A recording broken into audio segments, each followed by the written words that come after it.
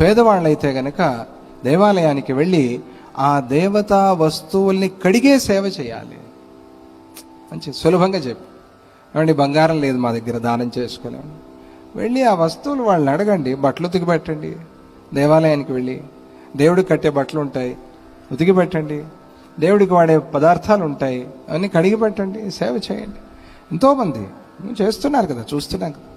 ఎంతోమందికి ఇష్టం అది, ఆ సేవ. కాచుకొని కూర్చుంటారు నవరాత్రి, రాత్రి 11-12 అయినా కూడా అట్లాగా ఉంటారు. వాళ్ళకి వేరే అక్కడి నుంచి కదలను కూడా కదలరు, ఎందుకంటే మళ్ళీ ఆ సేవ పోతుందని. ఇప్పుడు 11:30-12 పూజ అంతా పూర్తి అయి లోపలికి వెళ్ళారు స్వామిజీ వారు అన్న తర్వాత అప్పుడు వచ్చి ఆ పాత్రల మీద పడిపోతారు అటాక్ అని. ఎందుకంటే అవన్నీ వాళ్ళకి అడగాలి, వాళ్ళకి తృప్తి. రాత్రి 1 అవుతుంది, 2 అవుతుంది, కానీ ఆనందం, వాళ్ళకి సంతోషం. ఆ పాత్రలు కడిగి శుభ్రంగా మళ్ళీ రేపటి పూజకి అటువంటి సేవలు చేయాలి.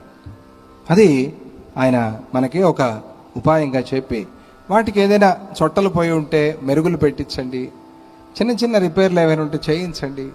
దాంతో కూడా ఈ రోగాలు నివారణ అవుతాయి.